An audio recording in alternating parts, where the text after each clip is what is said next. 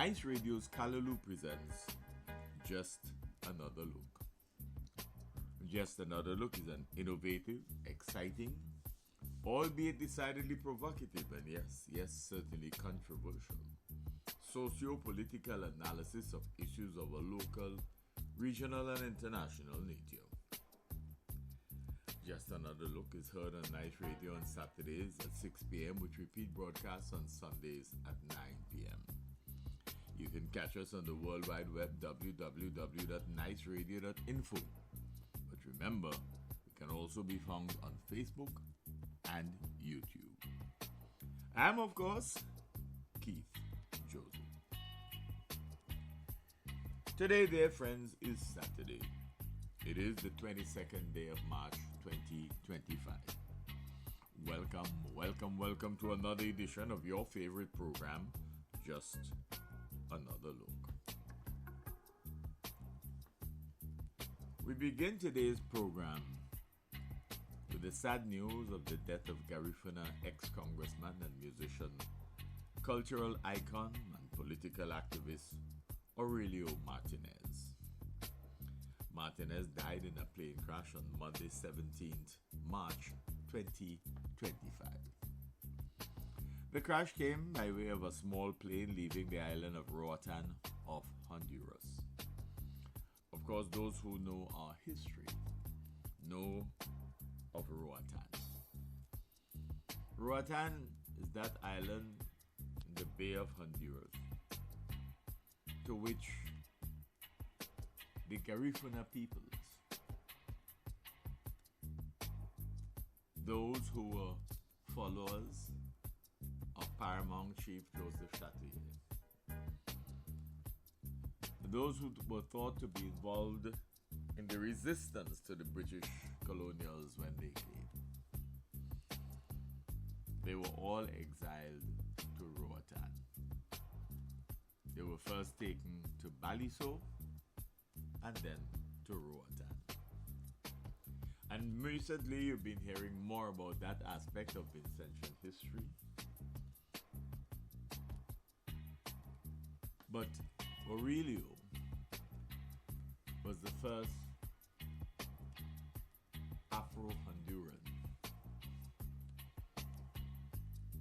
to serve in the Congress in Honduras.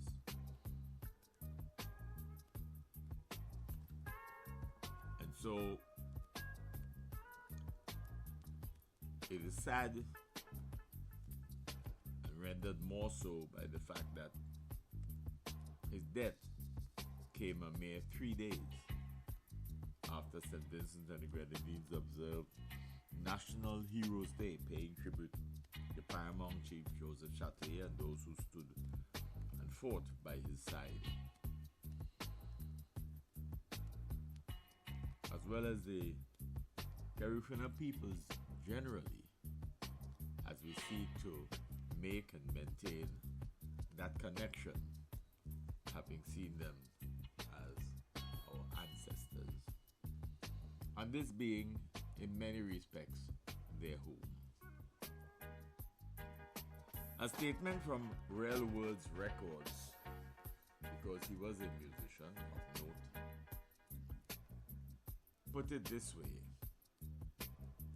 a prodigy of percussion, Aurelio began performing at Garifuna ceremonies when just a boy.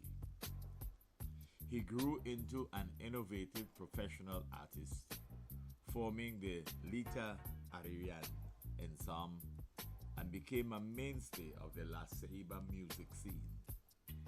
His loss will be felt beyond the Garifuna people to audiences worldwide who love and cherish Caribbean culture.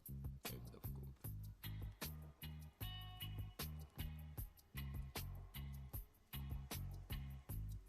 The business of the Garifuna, the history, and the fact that we keep talking about St. Vincent and the Grenadines in some respect as their ancestral home is something that Vincentians called upon to read about, to research, and to reflect on. But today we want to deal with the politics of fear.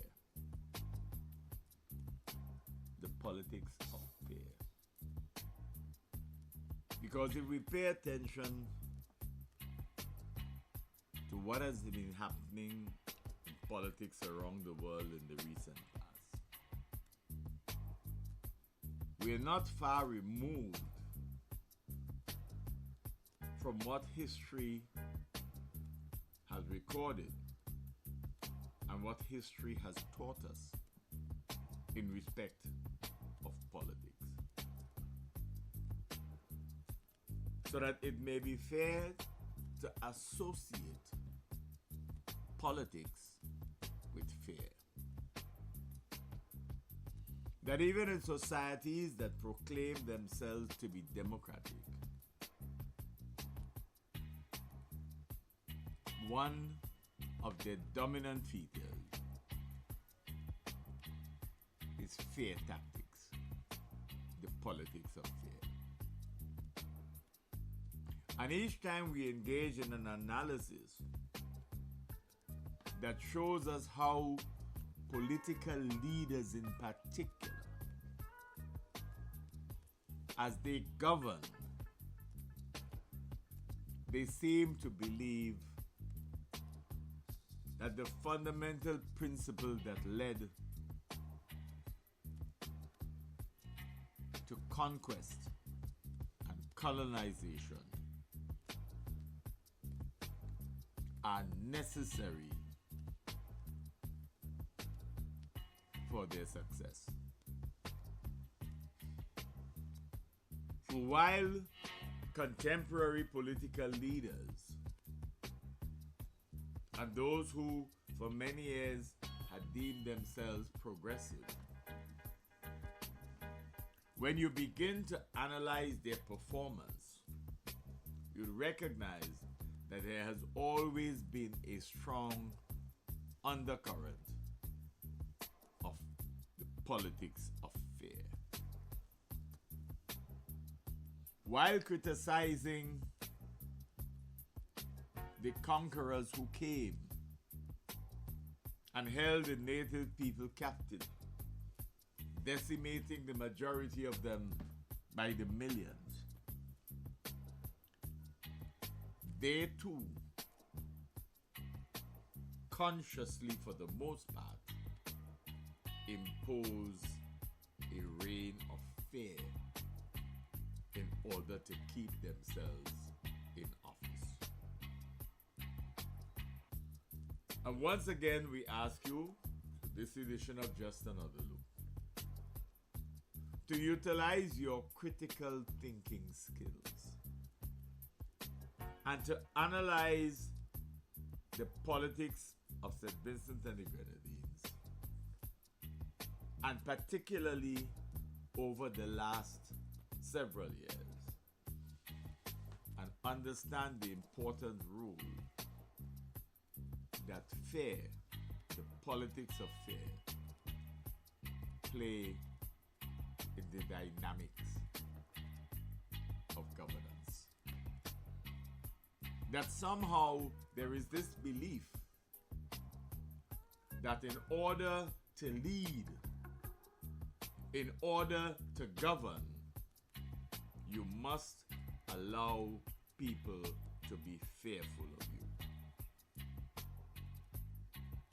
Allow them to see that you have a sense of power, that you are capable of taking action against them should they not be consistent with your thought patterns, should they not be aligned with your belief in terms of how the society should be governed.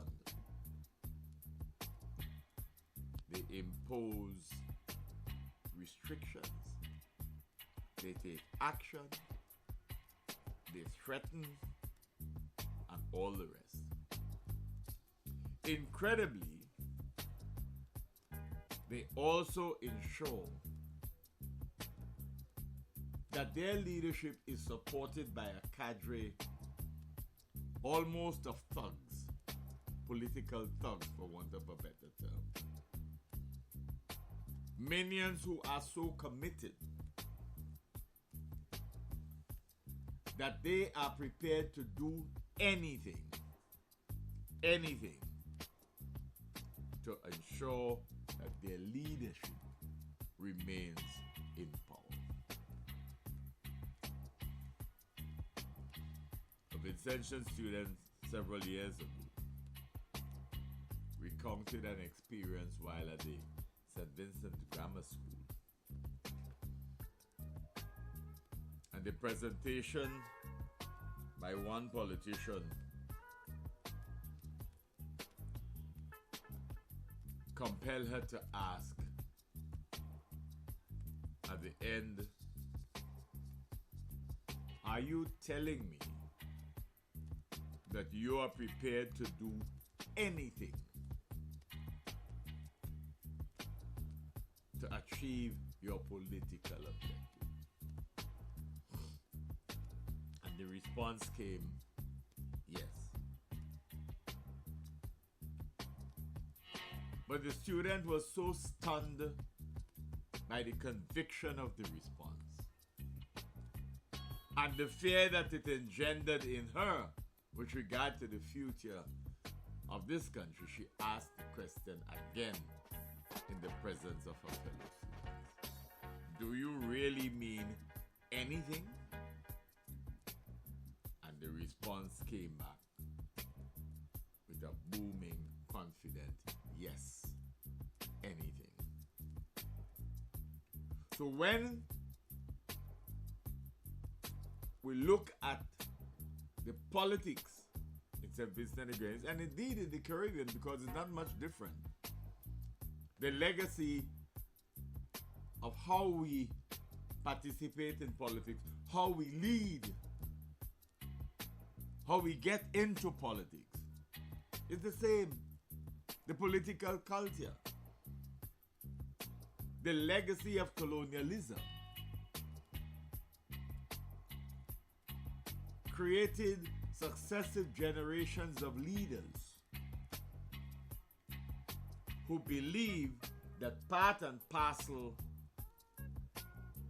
of their mode of operation must be to engender fear in the members of society. The members of the society, by the way, which they profess to love immensely. It is a frightening thing. It is a frightening thing because they become so consumed with their positions of power that they cannot see themselves as operating any differently from those who colonized us, those who sought to conquer our nations in their own best interest. So when we look at the political culture of the Caribbean, we acknowledge that much of it is founded on the politics of fear. And part and parcel of that has been the injection of religion.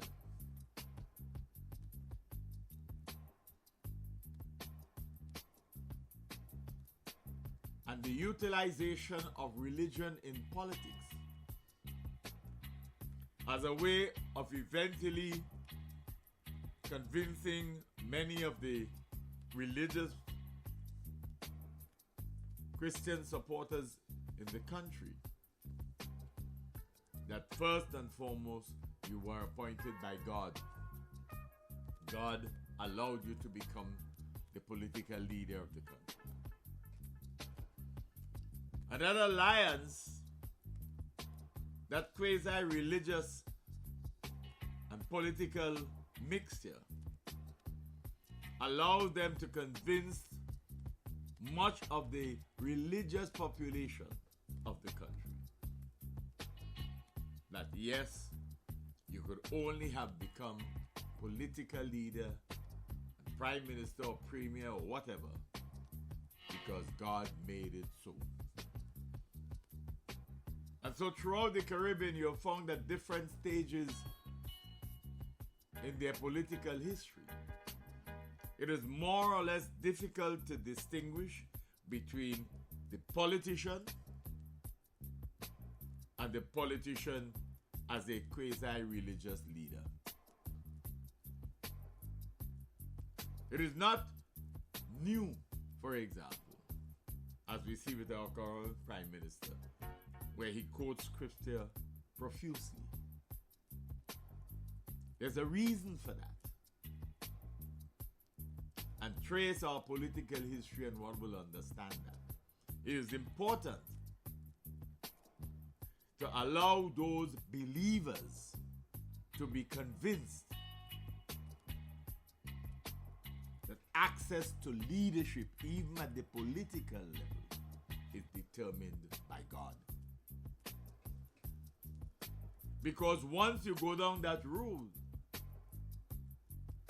the fear of offending God inhibits the eagerness on the part of some to stand up to the politicians, to reject some of their ideas that contradict very glaringly their professed religious beliefs and commitment to a religious-based lifestyle. But they find ways of convincing the electorate that they not only sound like preachers, even though they are politicians, but they can quote scripture with ease. Because they understand that a significant proportion of our populations have been so socialized into their religious beliefs that in and of itself allows them to resist any temptation to challenge the authority or to challenge just about anything and any decision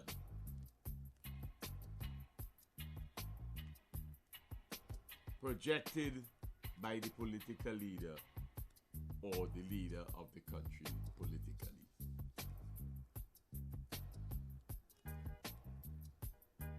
So it has to be understood that part and parcel of our political culture in this Caribbean of ours, not just at West Indies, in this Caribbean of ours, has allowed for a mix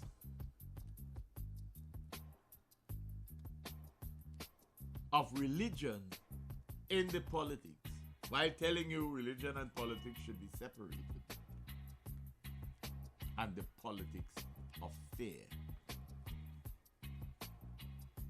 So they not only sound like pastors, religious leaders, they make themselves familiar with religious phrases so that they can quote scripture at the click of a finger, because they understand that the majority of the electorate still profess to be Christian, and so they drive home the Christian principles as part and parcel of their political leadership. It does not matter if they lie through their teeth. It does not matter if their lifestyles are significantly contradictory to what they are professing in their politico-religious type of leadership. What matters is that they use it to keep people cowered into submission. and to be fearful that action could be taken against them and be justified even on religious grounds.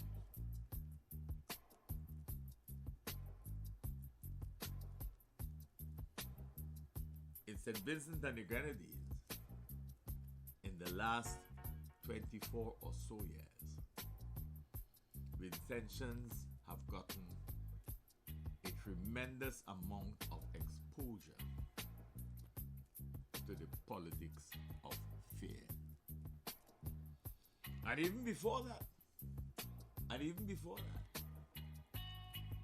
because the late Parnell Campbell, when he was Attorney General, in so many of his speeches, included a phrase that kind of, and let me issue a word of caution, and let me warn. Those were familiar phrases in his presentations because he knew he was in government. He knew as Attorney General he was in a position to impose actions at a legal level. So there was always this sense of engendering fear. He may not have intended that, but perhaps that is how he too was socialized, like so many other politicians or so many other individuals in the Caribbean who took to politics. It is that kind of behavior that led to the Calyptian post as Calypso about you must think me left me mouth in a me muma. When he talked of him as a political hag and the like. That was part and parcel of our culture. There was a time, for example, when the current Prime Minister in opposition boasted about the Calypsonian being the people's spokesman. Because they utilize culture to bring to the members of the public an understanding of the dynamics of the social reality in which they live. But when the Calypsonians were critical, we stopped hearing that phrase being, they no longer were supposed to be the people's spokesman. Everybody was supposed to be singing from the same song sheet in praise of the leadership. Note the dynamics of Gonzalez's politics through the years and the transformation, if one wishes to call it that. The transformation through the years. So much so that people began to believe that he was consumed, or so it appeared to them that he was consumed by a sense of power. Why would somebody getting into the position of Prime Minister for the first time be anxious to say, even in jest? We're not saying that he said it in jest, but to even think of saying it, of articulating it publicly, when I swivel in the big chair. Understand that? When I swivel in the big chair. Right? That is their understanding. Many of our Caribbean politicians, when they assume positions of power,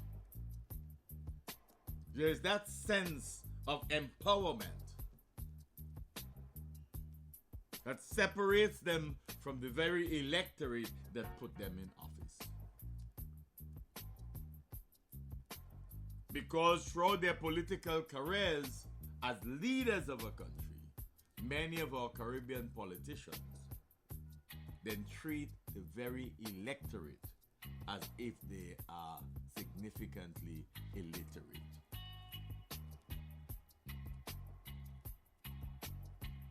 You cannot, on the one hand, be speaking of an education revolution, intending that that should lead to increased awareness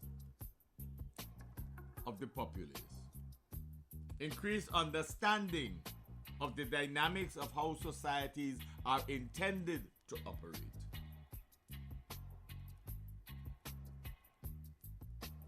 And to belittle them and humiliate them later on. To whom were we referring when we called people or labeled people being of the lowest common denominator? Why would we do that to members of our own society? What allows a leader to reach a point where he can't even think about it, much less to articulate it, to refer to people as being of the lowest common denominator, of minority wrongs, dishonest and malignant, possessive of a sort of learned helplessness? Why would we do that to people we claim to love?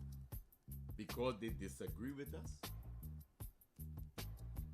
The anxiety on the part of a political leader to find ways of suggesting a lawsuit here, a lawsuit there, a lawsuit here, largely to people who differ in their politics. Why would we do that? Our conclusion at just another look is that part is integral to the politics of fear. Integral to the politics of fear.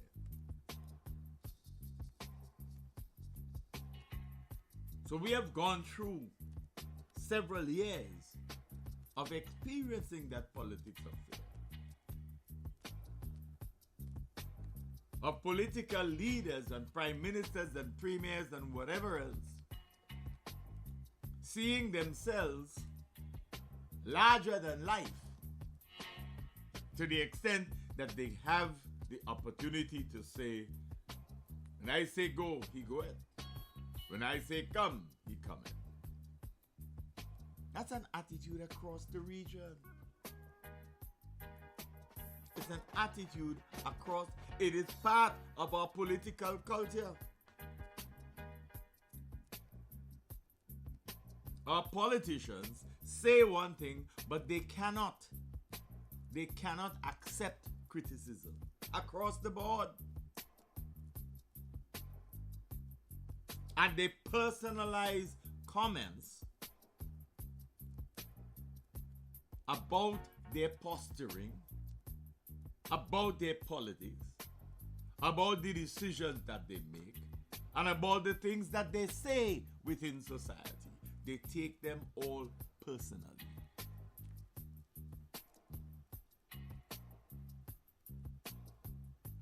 You remember at the beginning, the politics of fear was so intense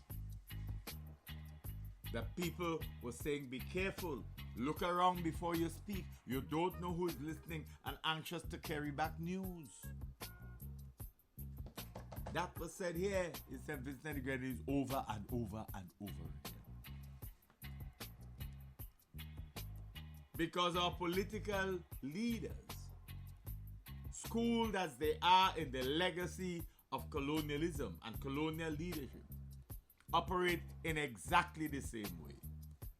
They need to have, quote unquote, for want of a better term, spies, message carriers, who fuel the airs of the political leadership. You know, so and so was saying such and such about you. So and so was saying such and such about you. And you understand the importance that political leaders give to such gossip. when you see the way in which they position people in jobs,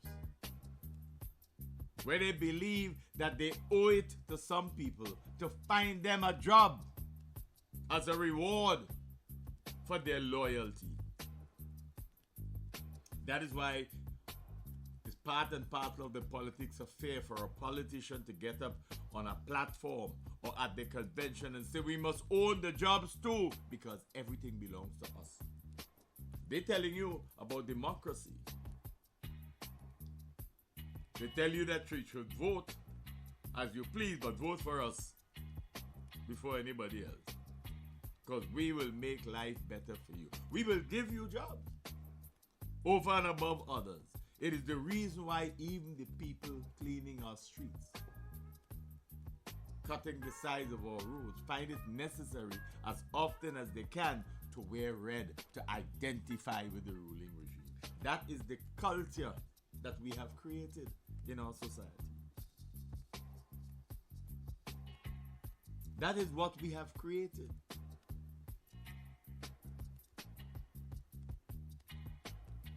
So we end up in a colossal political mess. So on the one hand, we boast of improving the educational level of our people, but we mean certificates. We don't really mean education. We mean we're trying to get more people to get certificates so we can say we're doing well with education.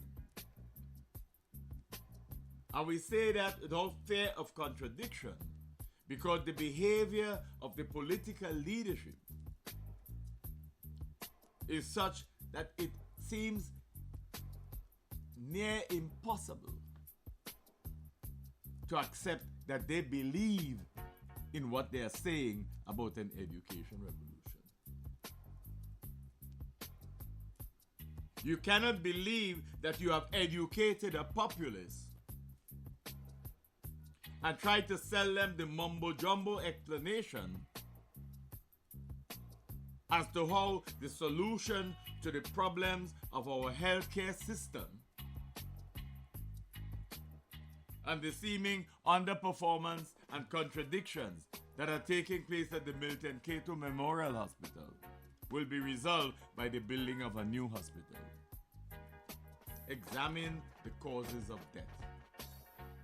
Examine the comments of family members and the harrowing experiences that they have gone through, even trying to get medicine for their own family members.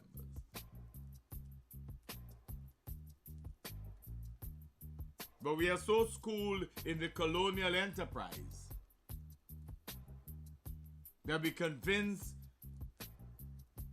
the electorate, having convinced ourselves as leaders, that a new building with a fresh coat of paint, that fanciful structure is and ought to be enough to have people give us their confidence and loyalty with another vote.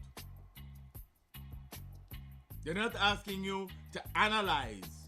They're asking you take it because we have told you that. That is the system that we have been perpetrating. It's the politics of fear. If you genuinely believed that there was something wrong, morally and otherwise, with regard to prime ministerial dominance in the process of governing, then you didn't need a constitutional change for that to go into effect. Your level of commitment to what you were saying ought to have allowed you humbly to begin the process of change. And had there been a show of humility and commitment to the democratic process, the engagement of the populace in the constitutional provisions for change and a new constitution would have gone past the polls. But the people took the referendum in 2009, the referendum on a constitution, to be a referendum on the current prime minister. That's what they were able to do. Transform the process to their own image and likeness. You may have said it was on the constitution. The public said it's on you. It's a referendum on you. It's a referendum on your style of leadership. After 8 years in office. That's what the populace told you. That's what the populace told you. They saw that for all that you claim to have done in those first 8 years in office, they saw through all of that and recognized in the proposed new constitution enough to understand that the politics of fear was at work. And they feared what they saw through the constitution. And perhaps they were more fearful than anything else of what it foretold in terms of the dynamics of our democratic process. So you could fool so many people all of the time, but you ain't able to fool all of them all of the time.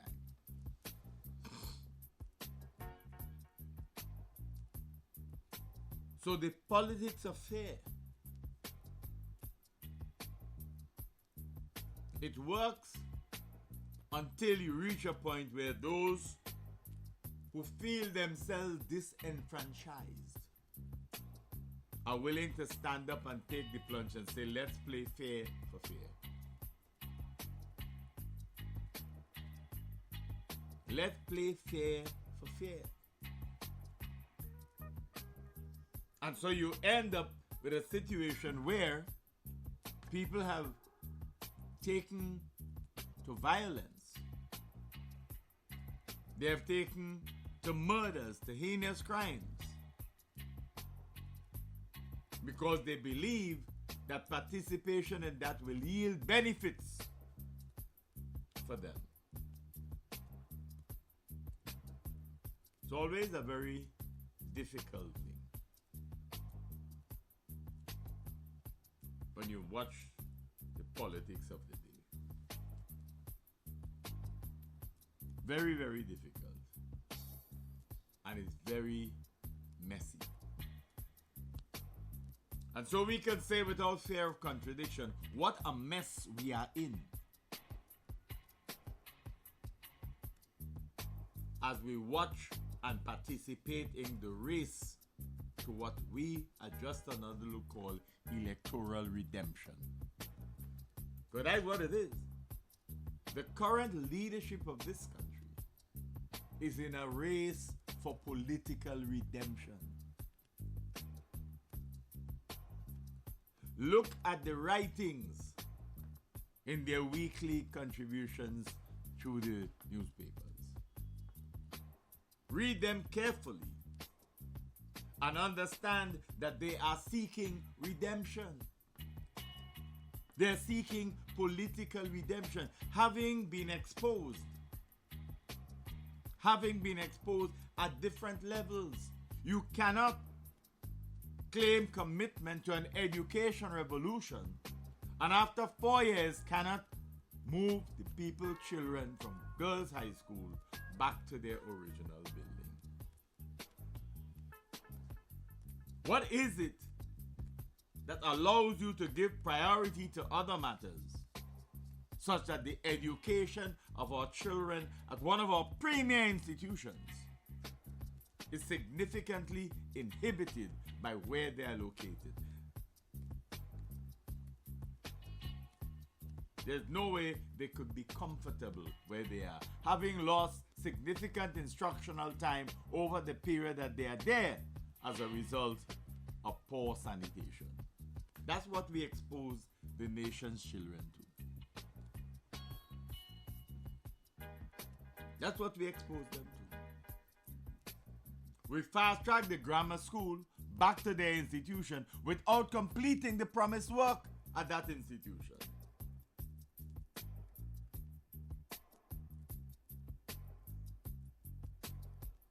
But we wanted to give priority to our two quote-unquote elite schools, grammar school and girls' high school. So in spite of having approached Thomas Somers because of the weakness of the structure in which the school was housed, they were supposed to have been the first institution to go there. And having packed, they were told grammar school and high school are going out there first. They are there now into their third year, high school into their fourth. How many other institutions are in need of significant improvement? Not just in terms of infrastructure, but in terms of health, in terms of public health. And people get upset, people in authority get upset because the leader of the teachers union is doing his job as a trade unionist. He's not sitting down like some trade unionists waiting on political largesse or economic largesse. He visits the schools and highlights the continuing problems and the complaints by his members, the teachers, about the discomfort, the inhibitions that they face relative to educating the nation's children.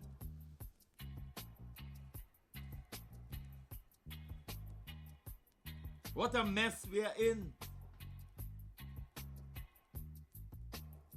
where there's so much effort being placed on the rebuilding process in the Grenadines after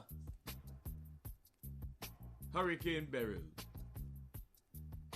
But what wonders about the political intent? Is it being seen as an excellent opportunity to curry favor with the electorate such that you may have a better chance in the electoral process in the Grenadines? But how do you expect to achieve that when for the last week and some they're complaining about the inadequacy and perhaps questionable, unhealthy conditions under which they have to operate? Potable water. Potable water is in scarce supply. Potable water.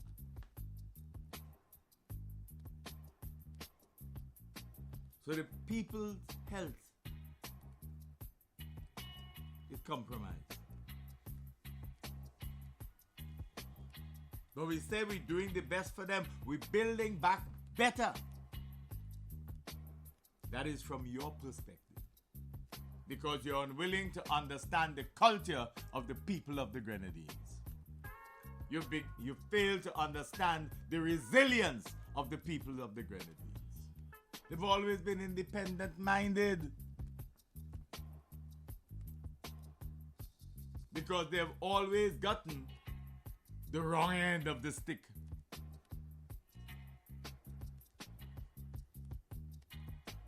If in your leadership you could have conceptualized that because I build a building with air-conditioned conditions and seats, I should put a Grenadines tax, as we call it here, just another loop.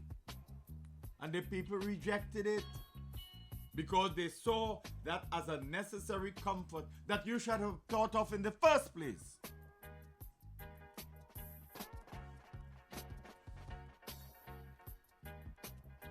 But the minions following the leadership call into one program after another, making claims disparaging the people of the Grenadines for resisting the imposition of $1. It's only $1. But they forgot that there was a time when Vincent Beach, as leader of the opposition, complained about 1 cent being put on milk, on a can of milk. And he talked about over the years, because milk was a necessity, how much money poor people would be paying. They didn't remember that when you and your minions were telling people it's only $1, them down they quarreling about. That's how we refer to them, them down there. Well, them down there have been voting in a consistent manner because they understand the struggles that they have to go through. Them down there.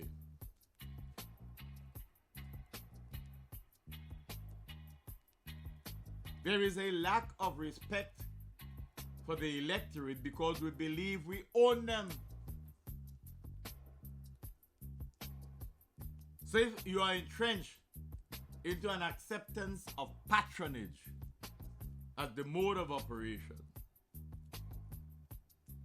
then it's not surprising that in the case of the quarrying at North Leeward, there was no consultation.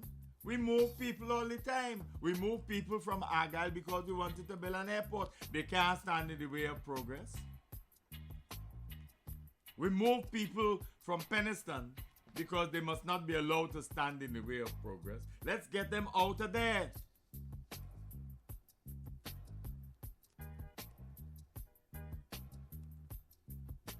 So that lack of respect continued in the way in which the people in North Leeward were and are still being treated with regard to the quarry and its impact.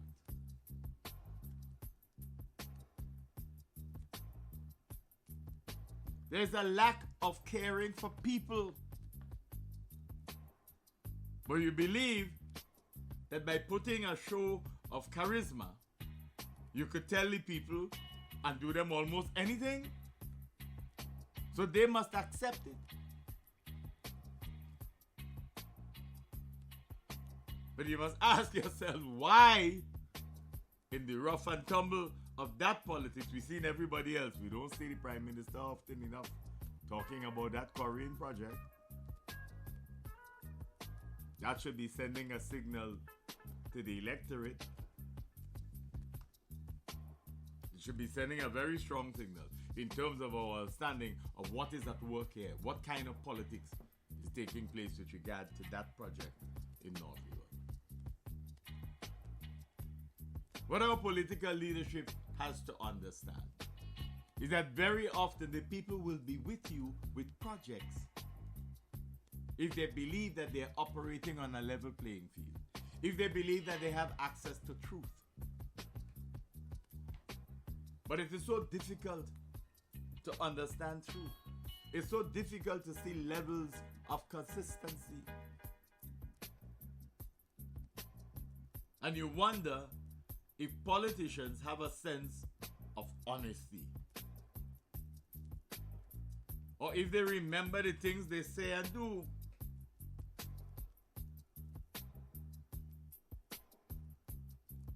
In his column on Eyewitness News, dated Friday 21st March 2025, Jomo Thomas writes, "You cannot speak out of both sides of your mouth and expect respect from serious people." End of quote. You cannot speak out of both sides of your mouth and expect respect from serious people. End of quote. Think on it. You cannot be fish and fowl at the same time.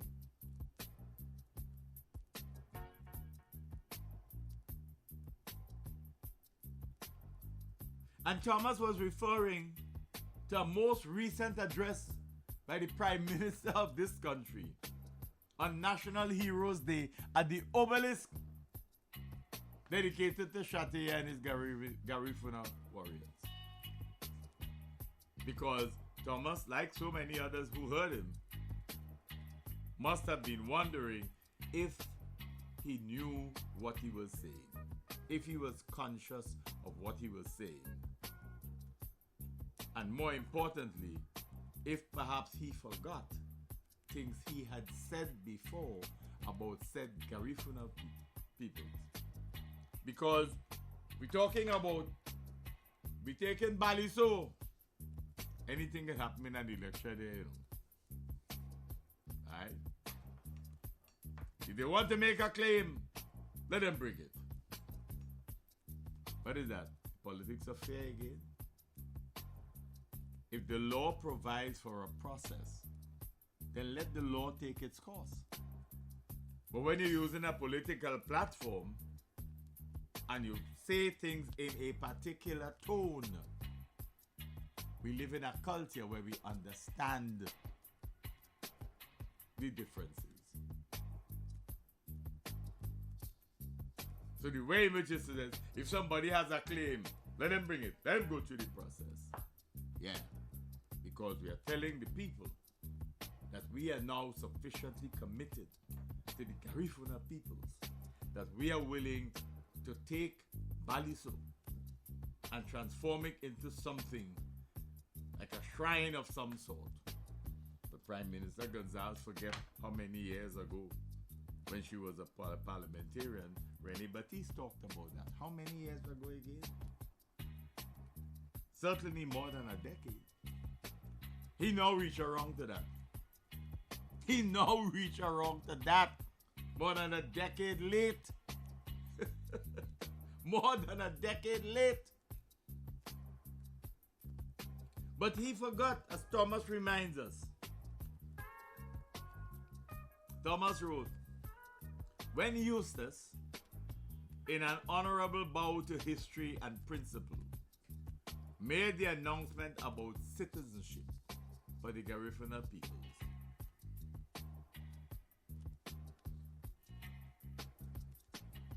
PM Gonzalez was beside himself with rage.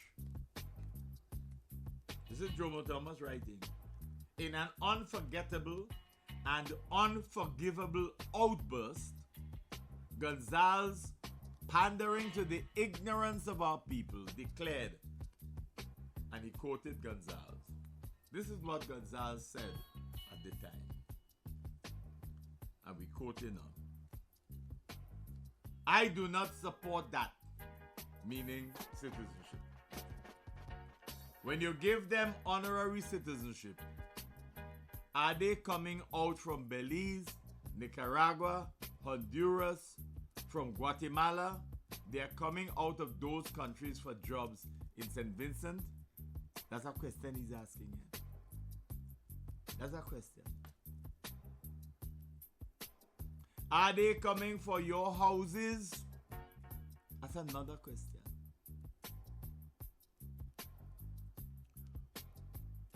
Imagine that, eh? If you listen to him this year, the Garifuna are a wonderful people that he always loved, and they could come home anytime. But this is what he actually said. I do not support that. Are they coming from where? Aren't they supposed to come from wherever because they're coming back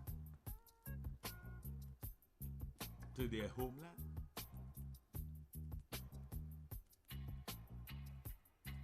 Just on the 14th of March 2025, in an election year, Gonzalez stands up at the obelisk and recounts the history of the Garifuna peoples. Mind you keep talking about African bodies coming afterwards, as if they were cadavers already. He extolled the heroism of the Garifuna peoples. But years ago, this is what he said. Because Eustace says if they won the elections, they would give honorary citizenship to the Garifuna. You Gonzalez asked, are they coming for your houses?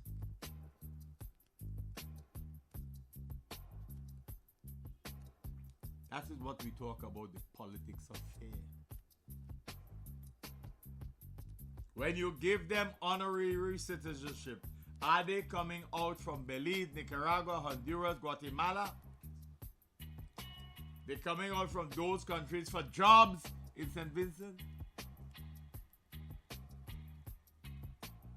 So people must be frightened. Don't let them come. Don't let them come. But we have a Garifuna Foundation.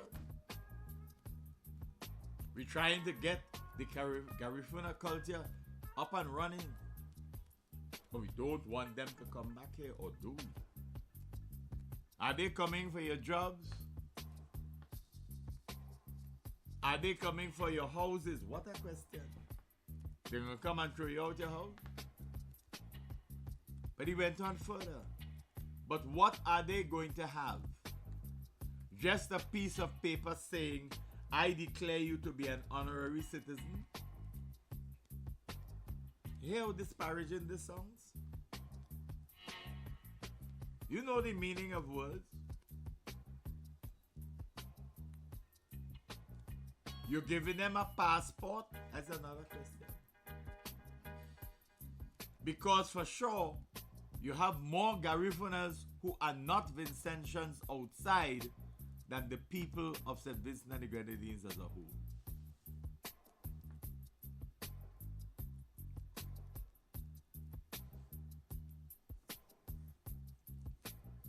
Do they want to give honorary citizens the right to vote now? You're going to give Garifuna the right to vote, but Vincentians who overseas don't have the right to vote? These are questions, you know. Because Eustace simply mentioned honorary citizenship. But here where he gone. You're going to put Garifunas above them who ain't born in St. Vincent and the Grenadines, who are not descended directly? That is the Prime Minister several years ago. On March 14th this year, in an election year, all the old talk about Garifuna change.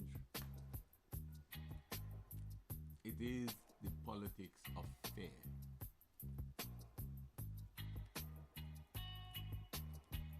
We call it scaremongering in politics. If you compare what Gonzalez said about the Garifuna this year in an election year, if you knew nothing about Gonzalez's view on the Garifuna before, and all you had was what he said about them this year, the length of time he kept people in the hot sun pontificating about his knowledge of Garifuna history, you would never believe that he would have said this several years ago about the same people. Would you have believed that he would have said this? And you go in the archives and you find, oh, wait a minute. I thought, would you have believed this? If all you had to start with was his speech about Garifuna this year. But you see this excerpt here. The politics of fear. So who we building the shrine for in Baliso? Who we want to come there or to go there? Why is it important in an election year to be appearing, to be giving high praise to the Garifuna, when once an offer was made or an idea mooted about giving them honorary citizenship? This was his response. And he was already Prime Minister. He was already prime minister. That was his attitude. But it ought not to surprise us, because we were able to characterize people possessive of a sort of learned helplessness, minority wrongs, dishonest and malignant. So nothing should surprise us. Nothing. But all we ask is for our people to listen carefully.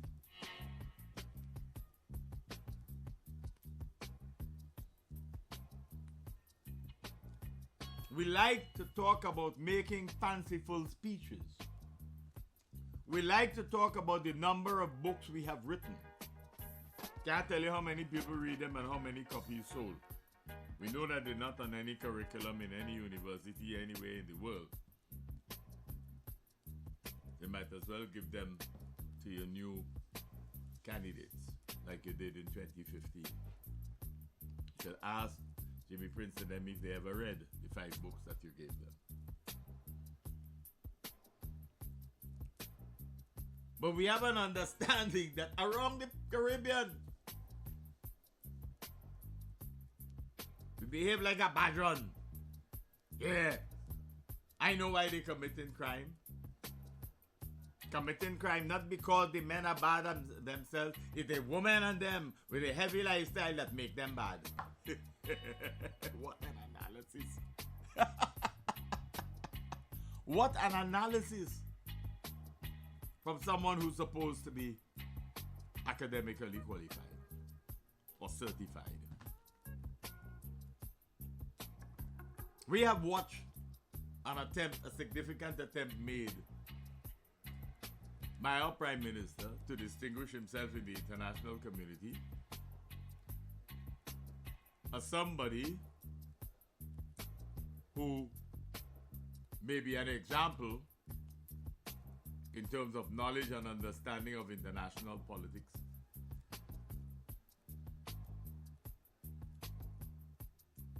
But we've gone nowhere, really.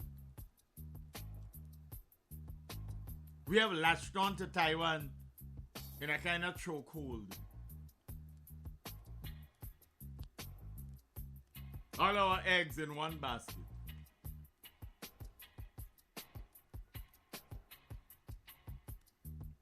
And up comes Mayor Motley. And she led the way. Immediately coming into office, led the way in terms of the Caribbean's response to COVID. She was the one that very early got vaccines from Africa and then India. Leading the way by example. So much so has she been leading the way that the international community all over the world are rallying around her because they see her as a leading light in international politics. We still here grumbling among ourselves and trying to make sure that every time we make a speech someplace, we bring it and put it in the newspaper. Perhaps we're not confident that it has any traction outside of St. Vincent and the Grenadines. But for all that it's worth, it's after the fact that the Caribbean is now trying to respond to the changes that we were told were going to come if the elections in the USA went a particular way. Now after the fact, when we already start feeling the impact, when we see our brothers and sisters from other nations being pushed onto aircraft and sent all over the place. Now, after the fact, we're trying to respond, to mount a response.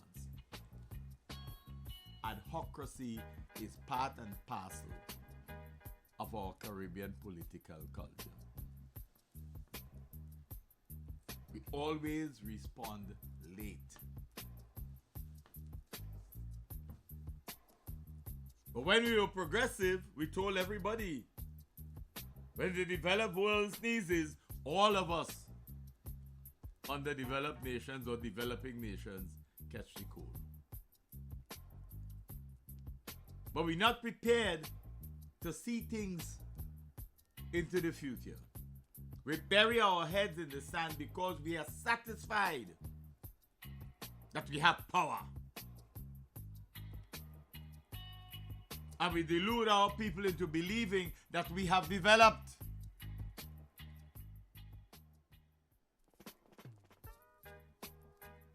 But we can't be developing when we have children in plywood schools on a hot tarmac. With dogs around the place and frequent fleas infestation causing the abandonment of school. In this day and age. In this day and age. Where is the sense of care that comes with the love that you advocate? Things don't happen because you say so. The politics of fear has worn thin. You notice in some countries people are having protests every day. But here we had a leader who apparently appears to have thought himself the father of protests. And nobody else must protest. The politics of fear. We can lock you up. We can lock you up. The politics of fear.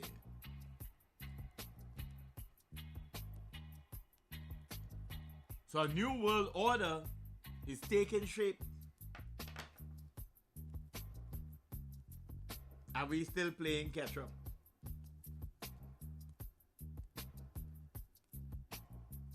The same Mia Mottley had her advocacy for brokering relations with Africa has led to Barbados being offered as the headquarters for the Afrexim Bank.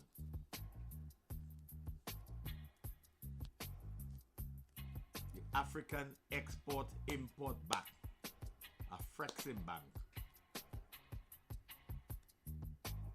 Getting land in Barbados, in the city,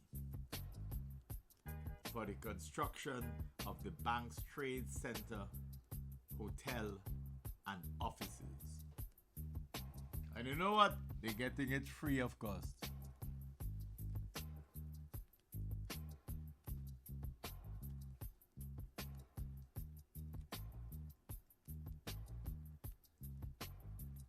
Barbados is the beneficiary.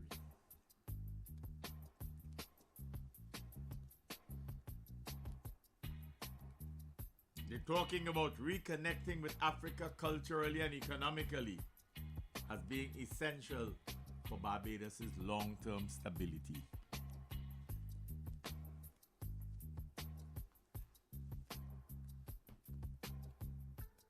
Now we're trying to reconnect with Garifuna. After years ago, talking about if we give them honorary citizenship, if they come in for your houses, if they come in for your jobs. That's what we're saying about the same people we boasted so much about just 2 weeks ago. Not even 2 weeks. It was on the 14th of March. You'd have believed that even Ralph was Garifuna, the way in which he rated them. So we're getting left behind. But our electoral ambitions, that of the ruling party in particular, is a race to electoral redemption. Trying to hope now that the Vincentian populace will forgive you. That's what these elections are about for the Unity Labour Party. It is an attempt at getting Vincentian electoral redemption.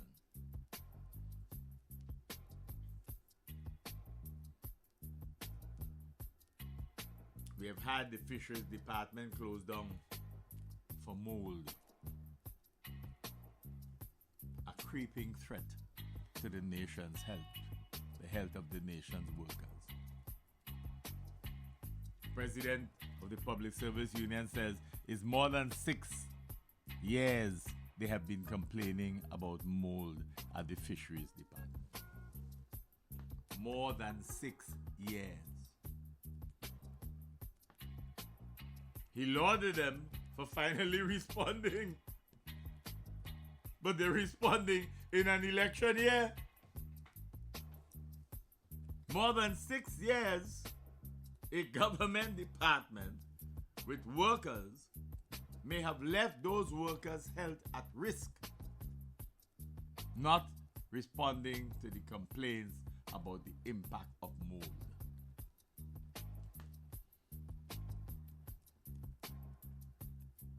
That's the performance, you know. That's the performance card that we're looking at.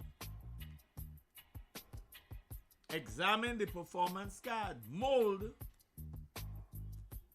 a creeping threat to the nation's health.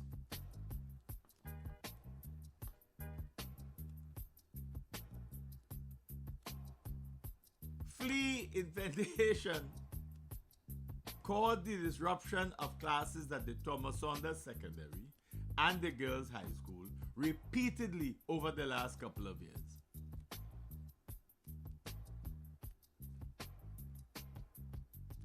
And then our response is draconian, striking fear in people's hearts. When people saw the videos of how the dogs were disposed of, the RSPCA in St. Vincent and the Grenadines, wondering, well, what happened?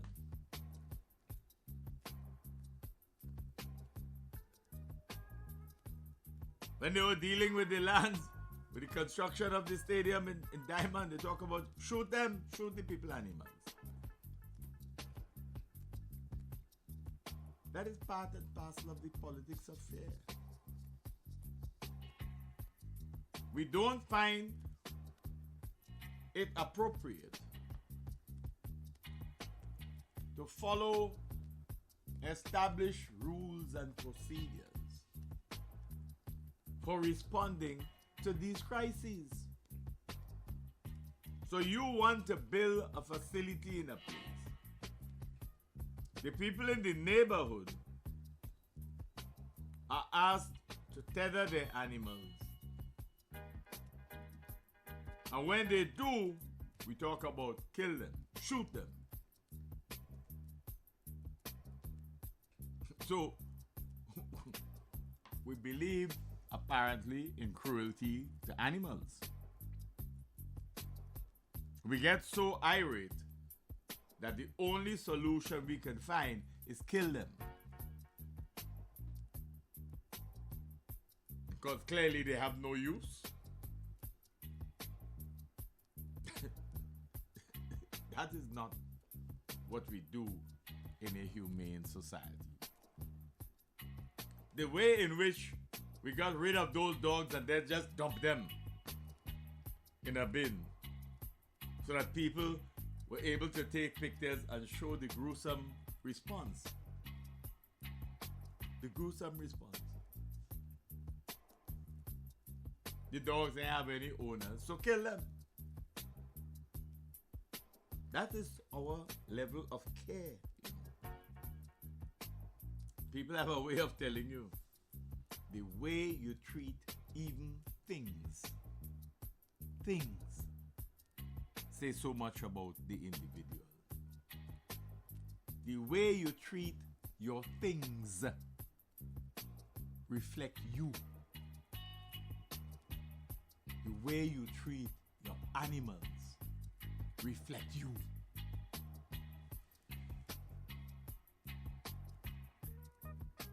But you're large and you're in charge. So to whom are you accountable? And you have people in our society, a Christian society, a caring society, say shoot them, kill them. The same way we walk past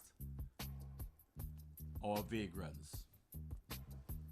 The same way we ignore the fact that we're seeing younger and younger people walking the street aimlessly, victims of some sort of mental disorder. Where have we gone with our sense of care? How dare we commit to loving our neighbors and we pass them? You know, those who like to quote scripture must remember. Must remember. What is the mandate that was given when Jesus was going on to his public life? What was the mandate? Let's ask our Christian brethren. What was the mandate?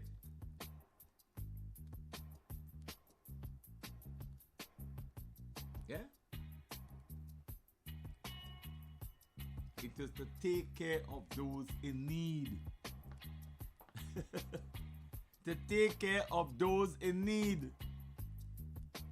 To bring good news. To set prisoners free. In the sense of allowing for a transformation of our society.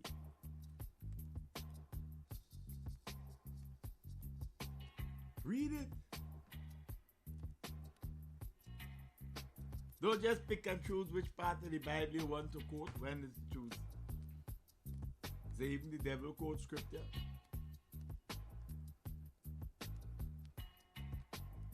But our inhumanity is made manifest in the way in which we behave. The way in which we treat the things that are around us. And that includes our animals.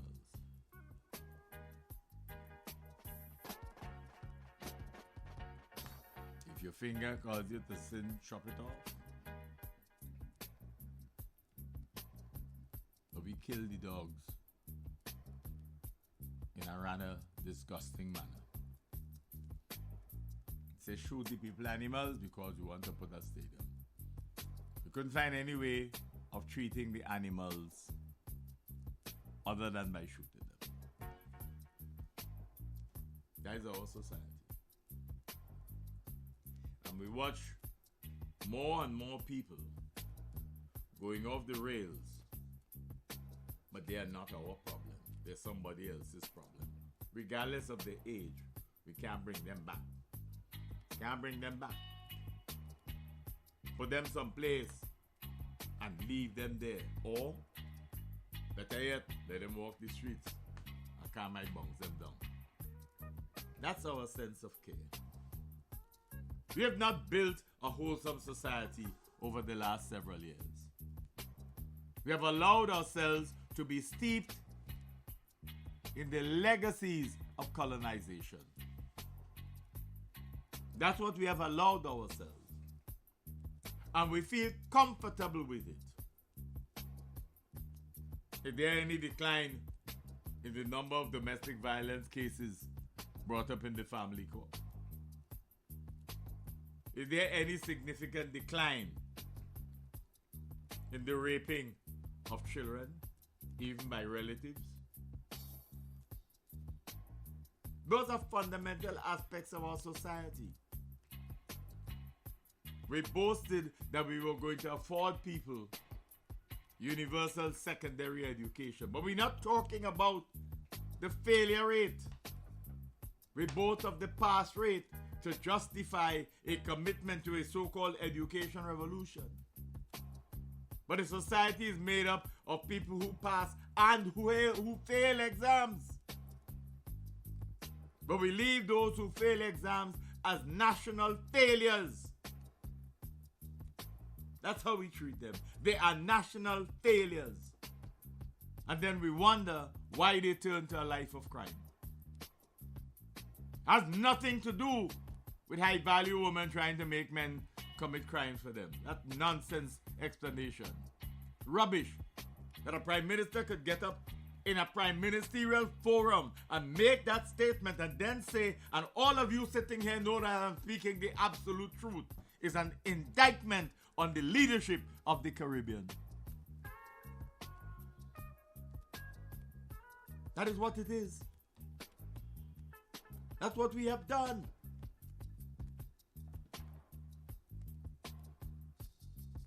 So we live in a society where every time people complain about issues, those in charge appear to take it as a criticism of their leadership and hence treat it as political. So you condemn the messenger. Forget about the message, condemn the messenger. Because once we do that, we will ignore the message. So our healthcare delivery system has been under criticism, including from doctors. Remember Dr. Goodluck standing and talking on the phone about a place, being in a place that was supposed to be taking care of the sick? What was the response of those in charge? Have we not found an attempt at trying to vilify the doctor? Of trying to make his remarks political?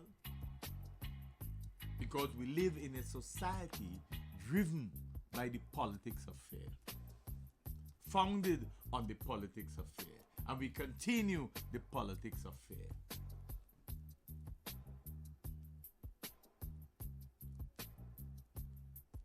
So we want our societies to continue to operate under a culture of fear.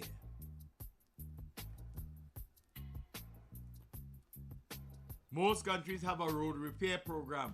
We have a road disrepair program. A road disrepair. But it is amazing that those who in March, April, May of 2000 were anxious to use that as an excuse for joining the political bandwagon in 2000 are today silent like the lambs. If they're talking in code, because they too are afraid.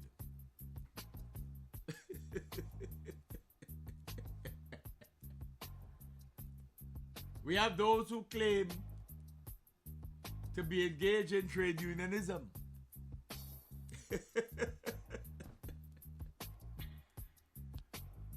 And some of them hope that their relationship with the leadership of the country will allow them to get appropriate benefits for their workers from the ruling regime.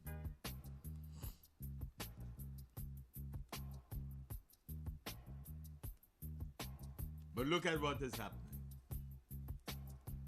This country cannot even celebrate Labor Day.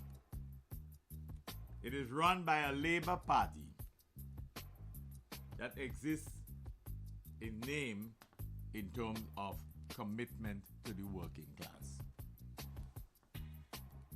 The working people of this country can have difficulty checking on one hand the genuine benefits that they have gotten from a Labor government.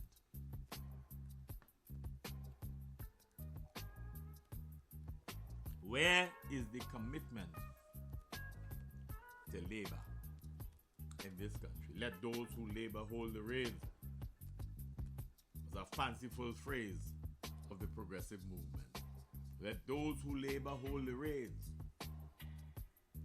See the embrace that they used to have as part of their logos.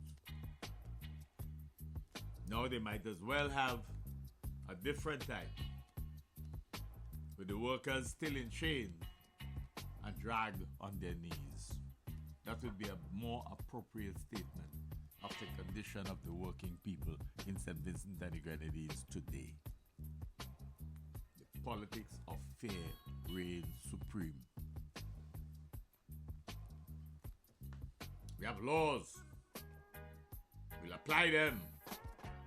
That's the approach. That's what Massa used to do. Cock hat, sitting on a horse, whip in hand, and issuing instructions. The one thing we will never forget about the slave experience and colonization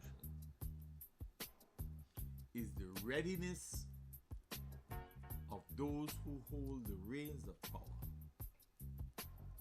to sow the seeds of dissent amongst the oppressed peoples by identifying some to put them as supervisors over their own kind. So that at the end of the day, they could be the ones blamed because they are the ones inflicting the punishment for and on behalf of the master. That's one thing we must never forget. The capacity, the incredible capacity of the oppressor class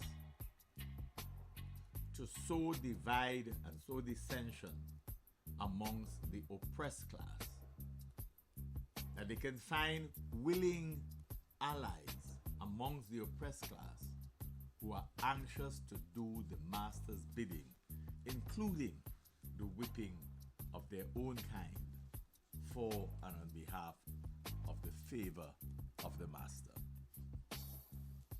That exists to this day as part of Vincentian society. It exists to this day as part of Caribbean society. It is endemic to Caribbean political culture. Our society has been so divided in history,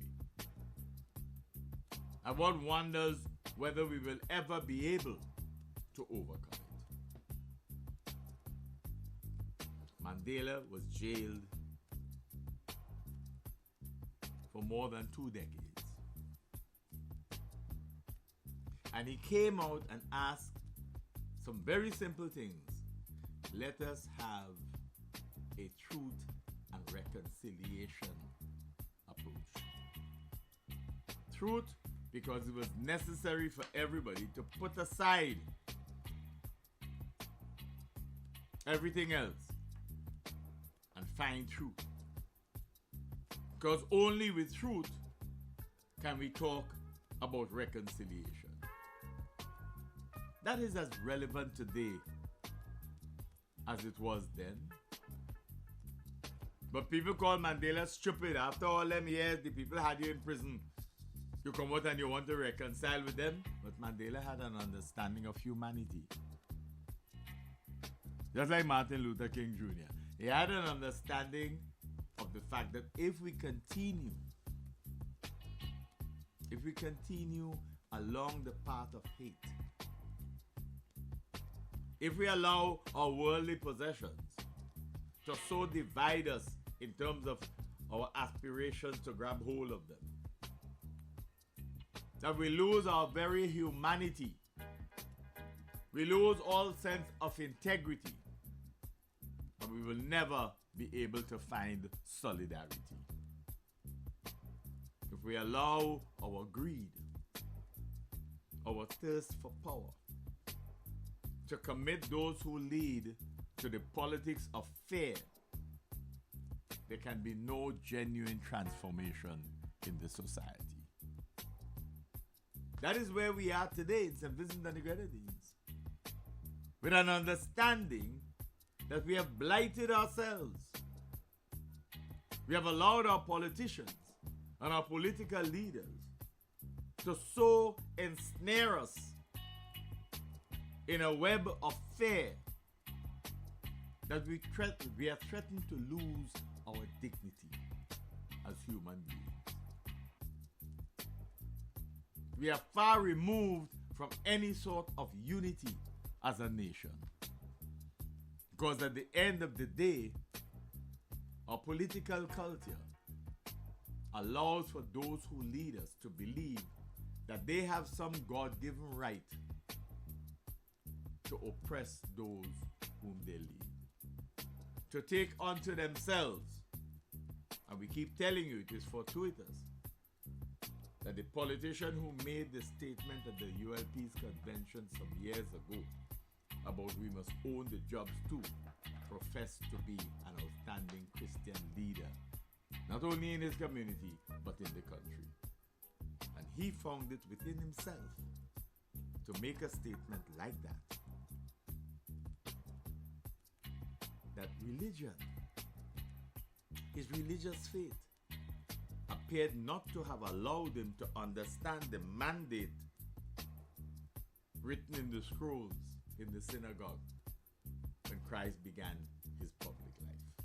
What were you here to do? Apparently, his best response was, we must own the jobs too. One party, one political organization must control everything in Vincentian society. Not surprisingly, therefore, we live in a society covered by the politics of fear. Enough said. You've been listening to another edition of Nice Radio's Callaloo. Just Another Look. Just Another Look is an innovative, exciting, albeit decidedly provocative, and yes, certainly controversial, socio-political analysis of issues of a local, regional, and international nature. Just Another Look is heard on Nice Radio on Saturdays at 6 p.m. with repeat broadcasts on Sundays at 9. Remember, catch us on the World Wide Web, www.niceradio.info. You can always check us out on Facebook and YouTube. I am, of course, Keith Joseph.